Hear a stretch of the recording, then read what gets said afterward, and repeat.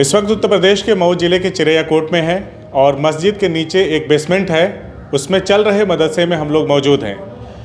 यहाँ पर हम ये समझने आए हैं, ये देखने आए हैं, ये जानने आए हैं कि अक्सर लोग इल्ज़ाम लगाते हैं कि मदरसे में सिर्फ़ जो दीन की यानी कि धर्म की शिक्षा होती है वही दी जाती है, जो बेसिक एजुकेशन होता है उससे बच्चों को दूर रखा जाता है और तमाम तरह की एक्टिविटीज़ में उनको इन्वॉल्व कर दिया जाता है, जिससे क्राइम बढ़ता है। मैं सीधे तौर पे कहूँ कि आतंकवाद बढ़ता है। इस तरह से भी मदरसों को जोड़ करके दिखाया जाता है। तो चिरैयाकोट के एक ऐसे मदरसे में मैं आया हूँ जहाँ पे मुझे पता चला है कि यहाँ पे धर्म के साथ साथ जो हमारी बेसिक एजुकेशन है उसको भी दिया जाता है। बच्चों को पूरी तरह से डेवलप किया जाता है कि वो समाज में आगे बढ़ करके एक अच्छे नागरिक बन करके, पढ़ लिख करके जब वो यहाँ से बाहर निकले तो समाज में एक अच्छे नागरिक बनकर उनके देश के प्रति जो कर्तव्य हैं उसको निभाते हुए वो अपने फ़र्ज को अंजाम दें। तो इसके साथ एक चीज़ और होगी कि जो लोगों के मन में भ्रांतियां हैं मदरसों को लेकर के कि मदरसों में आधुनिक शिक्षा से बच्चों को दूर रखा जाता है, मदरसों में बच्चों को बेसिक एजुकेशन वगैरह नहीं दी जाती है, इस पर भी हम लोग देखने की कोशिश करेंगे कि उन बातों में कितनी सच्चाई है। अब मैं आपको सीधा दिखाना चाहता हूं कि मदरसे में इस वक्त जो 10 या 15 या 20 की संख्या में जो बच्चे मौजूद हैं वो यहाँ पर दो सफ़ में, दो किनारों में खड़े हैं। और अक्सर एक चीज़ कही जाती है कि मदरसे में जो हमारा राष्ट्रीय गीत है, राष्ट्रगान है, नेशनल एंथम जो हमारा है उसको नहीं पढ़ा जाता। तो जब मैं यहाँ पे आया मैंने पूछा तो यहाँ पे बताया कि नहीं, ये पढ़ना लाजमी है और बहुत सारे आदेशों में भी कहा गया है, लेकिन हम तो उससे पहले से करते हैं क्योंकि देशभक्ति की भावना हमारे दिल में है, ये किसी को साबित करने की ज़रूरत नहीं है, ये इनका कहना है। तो हम आगे बातचीत करें इन बच्चों से कि इनको बाहर की चीज़ों के बारे में क्या पता है या खाली ये धर्म की शिक्षा यहाँ पे ले रहे हैं। तो इन सभी चीज़ों पे बात करने से पहले नेशनल एंथम यहाँ पे होगा, राष्ट्रगान होगा, उसके बाद हम बच्चों से बातचीत करेंगे। तो शुरू किया जाए बच्चों? हाँ, राष्ट्रगान आता है ना सभी को? किसको सबसे अच्छा आता है? सबसे अच्छी आवाज़ किसकी है?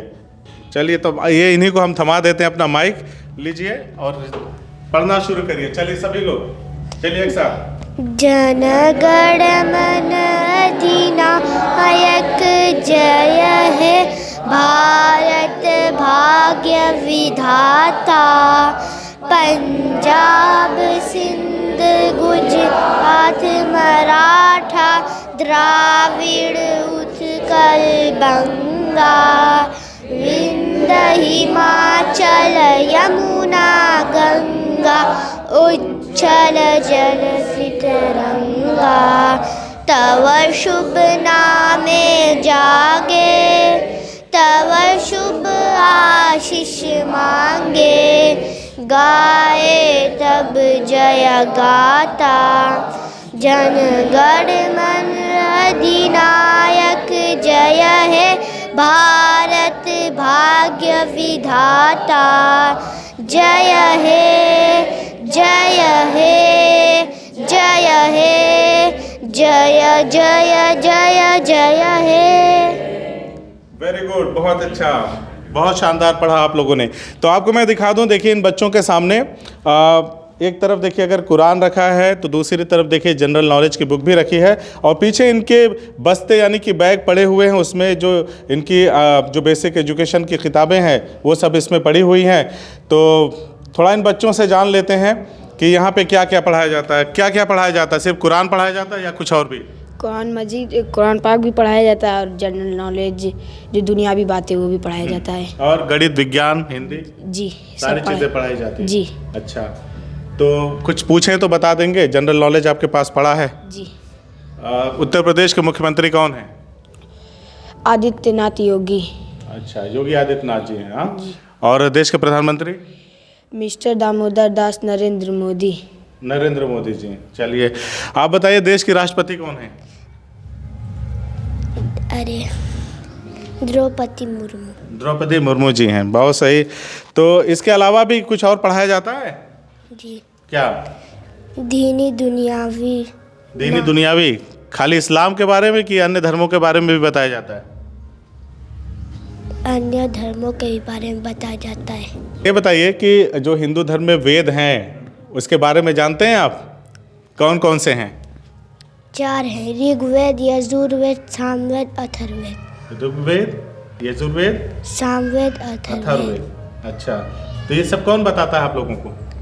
समाउद्दीन सर। समाउद्दीन सर बताते हैं। कोई मना नहीं ना करता कि नहीं ये सब नहीं बताना है? नहीं मना करता। अच्छा लगता है सब पढ़ना? जी। चलिए, तो ये हैं वो बच्चे और जिनसे हमने थोड़ा मोड़ा बातचीत किया। अब यहाँ के जो जिम्मेदार हैं, मैं चाहता हूँ कि मैं उनसे बातचीत कर लूँ। क्या इस तरफ आ सकता हूँ मैं? बिल्कुल, शौक से। तो यहाँ के जो जिम्मेदार हैं, मैं उनसे बातचीत कर लूँ। और आइए सर, बैठ के ही बात कर लिया जाए। बहुत बहुत स्वागत है। Thank you very much. नाम क्या हुआ? मोहम्मद अफरोज़ कादरी, चिड़िया कोटी कहते हैं सर मुझे। यहीं के रहने वाले? जी, चिड़िया कोटी का रहने वाला हूँ। तो थोड़ा मैं चाहूँगा कि बहुत विस्तार से नहीं, मुख्तसर अंदाज में चिरैया कोट या इस जगह जहाँ पे हम लोग बैठे हैं उसके विषय में बता दें, और क्या तारीख़ के हवाले से क्या बताना चाहेंगे? चिरैया कोट की क्या तारीख़ है? चिड़िया कोट की तारीख़ तो सर बहुत बासरवत है, बहुत रिच है, और मैं समझता हूँ कि चिड़िया कोट की जो सही तारीख़ है वो अभी तक डिस्क्लोज़ नहीं की गई है। और बेसिकली ये मैं इस सिलसिले में काफ़ी मैंने रिसर्च भी किया हुआ है, लेकिन ये तफसील से बताने का मौका नहीं है। लेकिन इतना बहरहाल लोगों को जानना चाहिए कि चिड़िया कोट तकरीबन 600-700 साल से, तकरीबन 7 सदियों से ये मुस्तकिल इल्म का एक गहवारा रहा है। और बड़े बड़े नामी गिरामी उलमा यहाँ से पैदा हुए हैं। बहुत यानी ऐसे उलमा कि जिनको 21 ज़बानों में महारत भी थी। अल्लामा कैफ़ी चिड़िया कोटी यहाँ की वन ऑफ द पर्सनालिटीज़ हैं, जिनके बारे में कहा था वो 16 ज़बानों में माहिर थे वो, जिसके अंदर यानी जो फ़ॉरेन की जो लैंग्वेजेज़ हैं वो भी उसके अंदर इंक्लूड हैं। और फिर आप अल्लामा इनायत रसूल साहब को देख लें कि जिन्होंने एक ऐसी किताब लिखी है कि जिसकी मिसाल पूरी दुनिया में दिखाई नहीं देती। और ये अल्लामा इनायत रसूल ये वही बुज़ुर्ग हैं कि जिनकी शागिर्दी पर ख़ुद सर सैयद अहमद ख़ान, जो founder of the Muslim university है, उनको फ़ख्र हुआ करता था। और अल्लामा फ़ारूक साहब के शागिर्दों में उनके जो मतलब स्टूडेंट्स हैं उनमें अल्लामा शिबली का नाम बहुत ही मशहूर है। तो बेसिकली चिड़िया कोट की तारीख़ बहुत मशहूर है, और यहाँ की मिट्टी से बहुत बड़े बड़े उलमा, फजला, नामवर, उदबा, शोरा पैदा हुए हैं। तो अब जाहिर सी बात है कि ये सब चीज़ें अब तारीख़ का हिस्सा बन चुकी हैं। मौजूदा जो ज़माना, शिबली नोमानी का भी कुछ यहाँ से, अल्लामा शिबली नोमानी साहब का बहुत गहरा यहाँ से ताल्लुक़ रहा है, चूँकि वो ख़ुद कहते हैं कि मेरे पास जो कुछ भी इल्म का ख़जाना है वो सब का सब मौलाना फ़ारूक चिड़िया कोटी साहब का दिया हुआ है। यानी वो ज़िंदगी भर मतलब उन्होंने इसको एक्नॉलेज किया था कि मैं जो कुछ भी मेरा है वो सिर्फ मौलाना फ़ारूक चिड़िया कोटी साहब का पढ़ाया हुआ, दिया हुआ इल्म। हत्ता कि जो उनके साथ जो नुमानी जो लिखा जाता है वो भी मौलाना फ़ारूक साहब ही के दिन उन्होंने ये लाहिक़ा उनको दिया था। तो इस तरीके से देखा जाए तो ये तो अल्लामा शिबली साहब एक हो गए, उनके शागिर्दों में बड़े बड़े नाम आते हैं सर। लेकिन मैं वही चाह रहा था कि चिड़िया कोट जिस तरीके से एक सूनी बस्ती के तौर पर इस वक्त जाना जाता है, उसकी जो पुरानी तारीख़ रही है, जो उसकी एक एंशंट जो उसकी हिस्ट्री है, उसको दोबारा रिवाइव किया जाए। तो अब जाहिर सी बात है कि सर कोई भी रिवोल्यूशन रातों रात तो आता नहीं है, उसके लिए कुर्बानी, मेहनत, जिद्दोजहद की जाती है। तो अल्हम्दुलिल्लाह अब एक छोटे लेवल पे ये एक छोटा सा इदारा यहाँ पे कायम किया गया था, एक एजुकेशनल एक सेटअप बनाया गया है। ये तकरीबन 1.5 साल के करीब, यानी लॉकडाउन के थोड़ा फ़ौरन बाद जब हालात थोड़ा सा तालीमी बेहतर हुए और बच्चे उस जमूद के ज़माने से, जबकि सारी चीज़ें बर्फ़ की तरफ पिघली हुई थी, इनका दिलो दिमाग भी पिघला हुआ था, जाहिर सी बात है उसके बाद बच्चों को शेप करना एक मुश्किल काम था। लेकिन अल्हम्दुलिल्लाह हमने कोशिश की, और बहरहाल जो भी हमारा प्रोडक्शन है वो आपके सामने है। हमारा मकसद सिर्फ यही था कि लोग आमतौर से यही समझते हैं कि मदरसों में सिर्फ और सिर्फ, मैं उस पर आऊँगा, लेकिन मैं आपसे ये चाहता हूँ कि जैसे हमने आपके बारे में बहुत कुछ सुन रखा है कि आप साउथ अफ्रीका के केप टाउन में वहाँ पे लेक्चरर के तौर पे आप काम कर चुके हैं, तो उसके विषय में थोड़ा सा बता दें हमें, ताकि हमें भी पता चले कि हम जिस शख्स से बात कर रहे हैं वो मतलब किस तरह का उनका किरदार रहा है, क्या योग्यताएँ हैं उनकी, और किस तरह से वो बच्चों को यहाँ शेप में डालें। जी सर, बेसिकली मैं तकरीबन 2006 में साउथ अफ्रीका चला गया था। वहाँ एज ए लेक्चरर, एक उस्ताद के तौर पर डलेस यूनिवर्सिटी में मेरी खिदमत रही हैं। और अल्हम्दुलिल्लाह मेरे जो पढ़े हुए जो तलबा हैं वो अमेरिका, रूस और उसके अलावा स्कॉटलैंड, गरनाता, हर जगह तकरीबन फैले हुए अल्हम्दुलिल्लाह। लेकिन अब जाहिर सी बात है वहाँ पे जो इस्लामियात और सियासियात का जो शोबा मैं वो देखा करता था। और उसके बाद वहाँ रहते हुए भी मुझे इस बात की फ़िक्र लगी रहती थी कि चिड़िया कोट, यानी ख़ुद मेरे अपने इलाके में आग लगी हुई है और मैं दूसरे इलाकों की जो आग मैं वहाँ बुझा रहा हूँ, इसलिए तकाज़ा तो यही है कि मुझे अपने इलाके में जाना चाहिए। आग से क्या मुराद? आग से मेरी मुराद ये जहालत है, इग्नोरेंस है, गलतफहमी है, मिसकॉन्सेप्शन है। तो मैं जाहिर सी बात है वहाँ गया तो इसलिए ताकि लोगों को इल्म का नूर दूँ। और ख़ुद यहाँ अपने इलाके में इल्म से बेगाना लोग थे, तो मैंने सोचा कि अभी भी मेरा कंट्रीब्यूशन वहाँ पे है अल्हम्दुलिल्लाह, मैं वहाँ पे भी हूँ, यहाँ पे भी हूँ, तो अभी ईद के बाद फिर मेरा इंशाल्लाह वहाँ जाना होगा। तो मैं अल्हम्दुलिल्लाह दोनों चीज़ को साथ में लेके चल रहा हूँ। और मेरा जो प्रोफेशन कह लें या मेरी जो रिकग्निशन है, शनाख्त और पहचान एक ऑथर के तौर पे है, जो तकरीबन पूरी दुनिया में जानी जाती है। अल्लाह के फजल करम से अब तक मैंने 60 के करीब किताबें लिखी हैं। बेशतर किताबें ऑनलाइन भी हैं, अमेज़ॉन और फ़्लिपकार्ट वगैरह पे भी दस्तयाब हैं। दुनिया जहान में मेरे क़ारीन, मेरी एक्सपर्टी किस में है? मेरी एक्सपर्टीज़ बेसिकली जो हिस्ट्री और लिटरेचर है, और उसमें भी स्पेशली जो यूथ हैं। मैं चाहता हूँ कि जो मेरा यूथ है, जो मेरा ये नौजवान है, वो जिस तरीके से मौजूदा ये जो यानी सोशल जो प्लेटफॉर्म है, जिसने हमारे दिलो दिमाग को परागंदा कर दिया है, उसने ये पॉजिटिव डायरेक्शन से उसको डाइवर्ट कर दिया है। मेरी पूरी कोशिश यही रहती है कि मैं उनके अंदर एक ऐसी तब्दीली लाऊं कि वो समाज और मुआशरे के लिए एक अच्छे इंसान बन सकें, अपने कौम के लिए, अपने माँ बाप के लिए, अपनी पूरी सोसाइटी के लिए उनका कोई अच्छा योगदान, अच्छा कंट्रीब्यूशन हो सर जी। और उनके अंदर जो निगेटिव जो एनर्जीज़ हैं, उनको ख़त्म करने की कोशिश करता हूँ। इसीलिए ये जो किताबें मैंने आपको पेश किया, बेसिकली ये भी उसी सिलसिले की कड़ियाँ हैं। और बेसिकली जब मैं लिखने पे आता हूँ तो पहले ये देखता हूँ कि जो टॉपिक अनटच्ड रहे हैं, जिन पर अभी कोई भी काम नहीं हुआ है, मुझे उनको मतलब हाईलाइट, उन पर फोकस करना चाहिए। यही वजह कि मेरी जो किताबें सर, आप अगर मौका हुआ कभी, मैं इंशाल्लाह उस पर डिटेल से आपको बताऊंगा। तो वो मैंने उन्हीं एरियाज़ को कवर किया है जिस पर अब तक काम नहीं हुआ है। तो लौटते हैं सीधा मुद्दे पे। हाँ, जैसा आपने कहा कि हमारे माशरे में या हमारे क्षेत्र में खुद ही आग लगी है, तो मैं दुनिया की आग बुझा के क्या करूँगा। यानी यहाँ पे जो शिक्षा को लेकर, खास करके मदरसों की शिक्षा को लेकर के जो भ्रांतियाँ फैली हैं, मैं सीधा कहूँ तो आतंकवाद से जोड़ा जाता है। सीधा दूसरी बात में देखूँ तो सीधा कहा जाता है कि यहाँ पे सिर्फ दीनी तालीम यानी कि धर्म की शिक्षा दी जाती है, दूसरा कुछ नहीं दिया जाता। सरकार ने भी काफ़ी जोर दिया। मोदी जी ने कहा कि एक हाथ में कुरान, एक हाथ में कंप्यूटर, तमाम बातें कही। अब मदरसों को लेकर के जो आधुनिकीकरण की बात हो रही है, उसे कितना हद तक सही मानते हैं? क्या पहले से ही मदरसे उसकी तरफ बढ़े हुए थे, उस पर काम कर रहे थे, या जब से सरकार ने पहल किया है, जब से सरकार जोर दे रही तब से? नहीं, अल्हम्दुलिल्लाह मदरसों पे तो सर काम जो है ना पहले से भी बहुत होता रहा है। और बेसिकली इस वक्त जबकि हमें मदरसे को अपग्रेड करने की ज़्यादा ज़रूरत है। वजह क्या कि सर दुनिया एक ग्लोबल विलेज की शक्ल अख्तियार कर चुकी है। और अब जैसे हमारे पास जो सोर्स ऑफ इंफॉर्मेशन है, इंफॉर्मेशन तो लोगों के पास बहुत है सर, लेकिन कन्फर्मेशन की कमी है। तो हम बेसिकली मदरसों के अंदर अल्हम्दुलिल्लाह कन्फर्मेशन होती थी सर, लेकिन इन्फॉर्मेशन की कमी थी।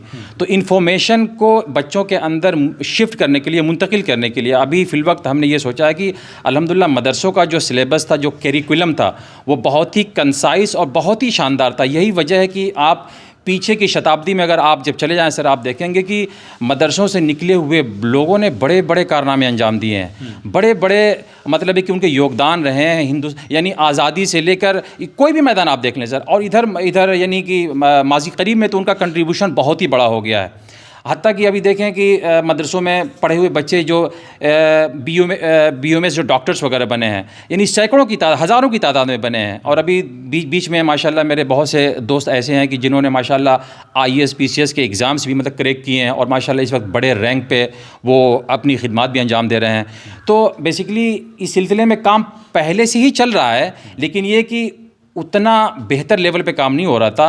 अब हम में से कोई सो नहीं रहा, हर कोई जाग गया है और वो ये समझता है कि अगर हमें दुनिया में अगर कोई काम करना, या हिंदुस्तान में अगर हमें कोई बड़ा कारनामा अंजाम देना है, तो हमें दोनों चीज़ों को साथ में लेकर चलना चाहिए। जैसे अगर मोदी जी साहब ने कहा था कि एक हाथ में कुरान, एक हाथ में कंप्यूटर है, वंडरफुल सेइंग है ना, it was a golden saying, there is no doubt sir.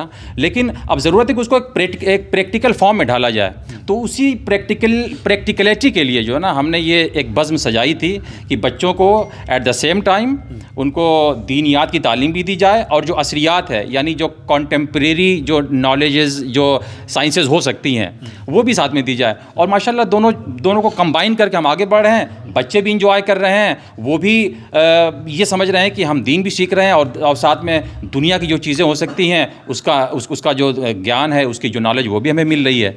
तो जो एक धारणा है लोगों की कि जो मदरसों में जो इस्लाम की शिक्षा दी जाती है, दीन की शिक्षा दी जाती है, उसमें दूसरे धर्मों की बात नहीं की जाती है।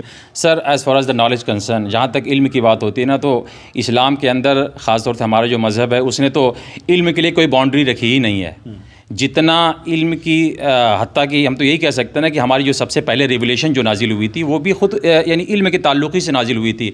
और फिर नबी करीम अलैहिस्सलातु वस्सलाम हमारे जो पैगम्बर हैं उनका फ़रमान है कि उतलुबुल इल्म मिनल महद इलल लहद, यानी एक मुसलमान का ये फ़र्ज़ है कि वो जब से पैदा हुआ है उस वक्त से लेकर माँ की गोद से लेकर मरने तक, जब तक उसकी सांस चल रही है उसको दीन उसको इल्म हासिल करना चाहिए, चाहे वो इल्म दीन का हो चाहे दुनिया का हो। सर पहले तो दुनिया है ना, तो दुनिया का इल्म जब आदमी को होगा तभी तो दुनिया में कोई तरक्की वो कर सकता है। तो बेसिकली हमारे यहाँ कोई बाउंडेशन नहीं, हत्ता कि हमारे धर्म में तो ये बातें भी सिखाई जाती हैं कि अगर किसी इलाके में बहुत सारे जादूगर पैदा हो गए हैं और वो जादूगर ऐसे हैं कि अपने जादूगरी की वजह से उस इलाके के अंदर उन्होंने एक तूफ़ान बर्पा कर दिया, लोगों को परेशान कर रहे हैं और तरह तरह से लोगों की ज़िंदगी को तबाह कर रहे हैं, तो इस्लाम तो ये भी कहता है कि ऐसे मौके पे इस्लाम तो ये भी कहता है कि उनको जो साहिरी जो जादूगरी का जो इल्म है वो भी सीखना चाहिए ताकि वो उनकी काट कर सके और जो एक लोगों के अंदर जो एक परेशानी का जो माहौल उसको ख़त्म कर सके। तो इस्लाम के अंदर सर अल्हम्दुलिल्लाह कोई बाउंडेशन नहीं है। इस्लाम साइंस है, मैथ है, टेक्नोलॉजी है, जो कुछ भी यानी जितने भी मैदान हो सकते हैं इस्लाम ने इनकरेज किया है। और अल्हम्दुलिल्लाह मुसलमान ये चीज़ माँ की गोद से लेकर गोर तक यानी कब्र तक सीखने की पूरी कोशिश करते रहते हैं, जिसकी हज़ारों मिसालें हमारी निगाहों के सामने मौजूद हैं। और हमारा जो इस सिलसिले में मतलब दीनियात के अलावा असरियात में जो कंट्रीब्यूशन है वो सबकी निगाहों के सामने है सर। तो जैसे जो कमी क्या रह गई थी, आखिर क्यों मदरसों को इतनी गिरी हुई निगाह से देखा जाने लगा? आपने बताया कि एक तारीख़ रही है, एक हिस्ट्री रही है मदरसों की, यहाँ से बहुत सारे बड़े बड़े मतलब नामवर लोग निकले जिन्होंने मतलब सिर्फ अपने देश में नहीं बल्कि दुनिया में भी अपना असर छोड़ा।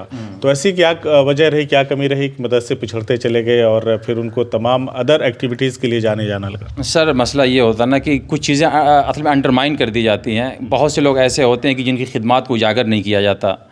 हकीकत यही है, वरना जो कंट्रीब्यूशन या अब उसकी एक आसान सी मिसाल देख लें कि हिंदुस्तान की आज़ादी में मुसलमानों का योगदान कुछ कम रहा है। अभी माजी करीबी में भी जल्द ही मेरे एक दोस्त हैं, उन्होंने एक बड़ी शानदार किताब लिखी है, लहू बोलता भी है। तो उस किताब में उन्होंने हज़ारों की तादाद में ऐसे यानी फॉरगॉटन नेम्स जिन्होंने हिंदुस्तान की आज़ादी में एक मतलब वैल्यूबल अपना किरदार अदा किया था, वो उन सारे नामों को फरामोश कर दिया गया था। उन्होंने दोबारा उसको रिवाइव किया और एक सलीके से डॉक्यूमेंटेड अंदाज में उसको उन्होंने उजागर किया सर।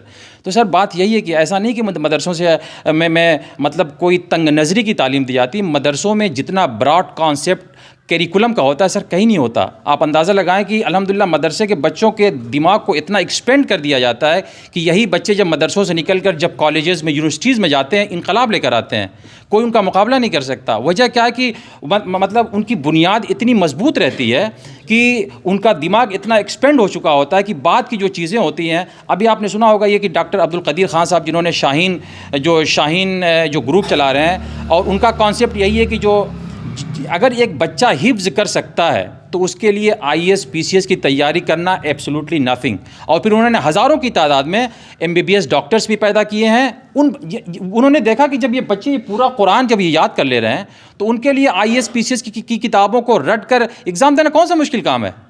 तो उन्होंने प्रैक्टिकली ये करके दिखाया माशाल्लाह, और उसकी मिसालें हज़ारों की तादाद में हमारे सामने हैं, MBBS की भी शक्ल में, और बड़े बड़े ओहदों पे आज जो लोग फायज़ हैं वो उसकी रोशन मिसालें हैं। तो असली चीज़ सर यही है कि एप्रिसिएशन की भी कमी होती है और कहीं कहीं ये कि इनकरेजमेंट की भी ज़रा कमी होती है, वरना हमारे प्रोडक्शन की कमी नहीं है। अगर ज़रा तासुब की जो ऐनक अगर उतार कर देखी जाए तो अल्हम्दुलिल्लाह आज भी हमारा जो कंट्रीब्यूशन है वो ग्रेट है। और जो लोग इसमें इम्पार्शलिज़म के शिकार हैं या जानिबदारियत के शिकार हैं, बहरहाल उनको ऐसा नहीं करना चाहिए, और जिसका जो हक़ है वो उसका हक़ मिलना चाहिए।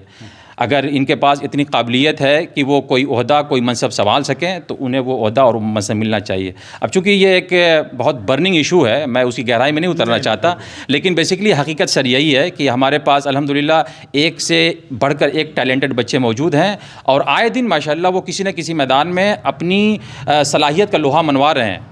बस ये तो औरों की कमी है कि वो उनकी सलाहियत को एक्नॉलेज नहीं कर रहे हैं, वो अप्रिशिएट नहीं कर रहे हैं। तो बेसिकली हमारी कमी नहीं है, कमी किसी और तरफ से है, लेकिन हम अप्रिशिएट करना चाहिए सर। चलिए मेरा आखिरी सवाल है, सवाल ये है मेरा कि जैसे आपने कहा कि मेरे घर में आग लगी और मैं दुनिया की आग बुझा के, तमाम चीज़ें आपने कही। फिर आप चिड़ियाकोट में आए और यहाँ पे दीनी तालीम के साथ साथ आप जो जनरल एजुकेशन है, जो ज़रूरत है, दुनियावी तालीम भी आप बच्चों को दे रहे हैं। पहले मदरसे बड़े गुलजार हुआ करते थे, अभी मुश्किल से 25-30 बच्चे हैं फ़िलहाल। आपने नया शुरू किया, 1.5-2 साल का अरसा हुआ है। तो पहले गुलजार हुआ करते थे, लेकिन मॉडर्न एजुकेशन या कॉन्वेंट स्कूलों की तरफ जिस तरह से लोगों का झुकाव हुआ है, क्या लग रहा है कि मदरसों में आप उस लेवल की एजुकेशन दे पाएंगे, या आपके उस तरह से देने का आपका प्रयास होगा, कोशिश होगी, ताकि बच्चे लौट सकें मदरसों की तरफ?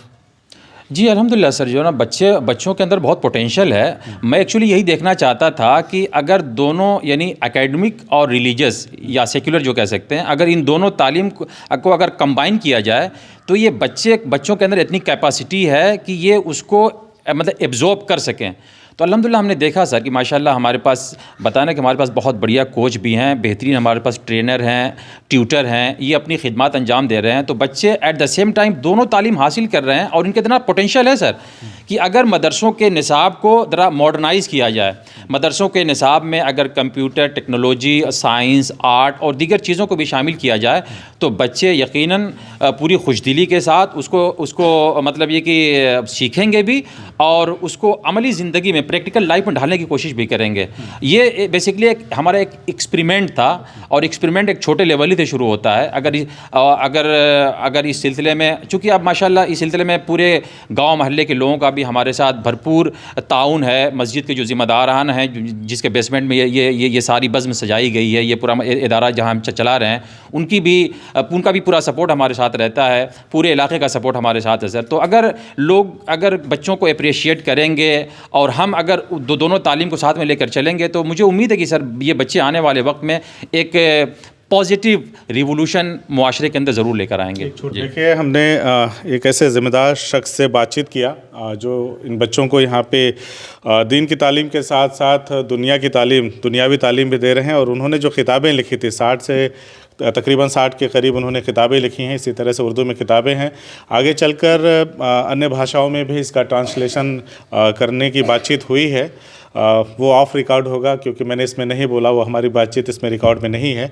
तो इन्होंने कहा कि मैंने अनटच्ड इशू पे काम किया है, अनटच्ड इशू पे मैंने किताबें लिखी है। जैसे 50 किताबें अगर चल रही हैं तो 50 किताबें लिखी गई हैं 50 अलग अलग लेखकों से, तो उन 50 किताबों को रख करके उससे एक किताब तैयार की जा सकती है। लेकिन इन्होंने मुझे बताया कि मैंने कुछ ऐसे टॉपिक को लिया है जो अभी तक अनटच्ड रहा है। जैसे ये क्या है, कामुशल ख़वातीन, इसमें से दुनिया की ली गई है या दुनिया की 7,000 ऐसी महिलाओं के बारे में। मुझे नहीं लगता कि कोई स्पेशल किताब महिलाओं के विषय में लिखी जाती होगी, सिर्फ जिसमें उनका जिक्र हो, उनके किए गए कामों का जिक्र हो। तो ऐसी 7,000 महिलाओं को इसमें सम्मिलित किया गया है, जिन्होंने अपने अपने समय में अलग अलग तरीके से समाज पर या दुनिया पर अलग तरीके से असर छोड़ा है। उनके बारे में इन किताबों में लिखा गया है। और ये नौजवानों की हिकायत, थोड़ा मैं भी उर्दू पढ़ा हूँ तो मैं इंसाइक्लोपीडिया है ना, तो थोड़ा सा वो भी बता दें क्या है ये। बेसिकली सर ये जो ना मैंने बताया था ना कि चूँकि नौजवानों के कांधे पे एक बहुत बड़ी ज़िम्मेदारी है और नौजवान अपनी ज़िम्मेदारी को समझने के लिए तैयार नहीं था। तो बेसिकली मैंने ये जो किताब लिखी थी उसका मेरा मकसद यही था कि किसी ज़माने में नौजवान क्या थे, उन्होंने कितने अजीम कारनामे अंजाम दिए और आज वो किस तरीके से अपनी ज़िम्मेदारियों से गाफिल हो चुका है और उसे करना क्या चाहिए। तो बेसिकली यानी मुख्तसर लफ्ज़ों में कह सकते हैं कि ये किताब कि हमारे नौजवान कभी क्या थे, आज क्या हैं और उन्हें क्या होना चाहिए, what they were, what they are and what they should be. Basically ये किताब उसी के बारे में डील करती है। और अल्हम्दुलिल्लाह ये मेरी सबसे पॉपुलर और लाइक मोस्ट रेड बुक है अब तक की। और ये फ़्लिपकार्ट, अमेज़ोन, तकरीबन जो भी वो यानी परचेजिंग के प्लेटफॉर्म है सब पे किताबें तकरीबन दस्तयाब हैं जी।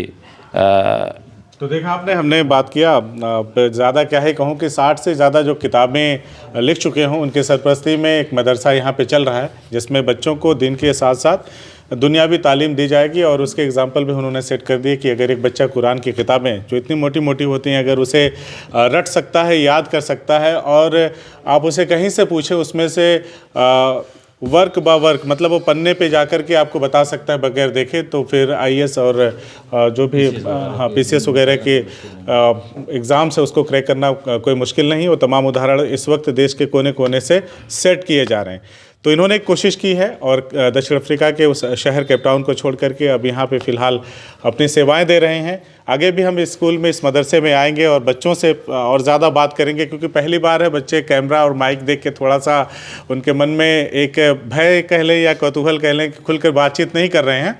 तो आज का वीडियो यहीं पे समाप्त करेंगे। आगे की वीडियो में फिर एक बार आएंगे और इन बच्चों से बात करेंगे महीना 2 महीना बाद, और देखेंगे कि इन्होंने दीन तो मुझे अच्छे से समझ, इनको अच्छे से आ जाएगा, लेकिन दुनियावी जो चीज़ें हैं वो किस हद तक इनकी तैयारी है उस पर हम लोग चर्चा करेंगे। हमसे बातचीत करने के लिए बहुत बहुत शुक्रिया। Thank you very much sir, बहुत बहुत शुक्रिया। CIB इंडिया न्यूज़ की सभी खबरों को देखने के लिए लाल रंग की बटन को दबाकर चैनल को सब्सक्राइब जरूर करें, घंटी जरूर दबाएं ताकि हमारी सभी खबरों के नोटिफिकेशंस आप तक पहुंचते रहें।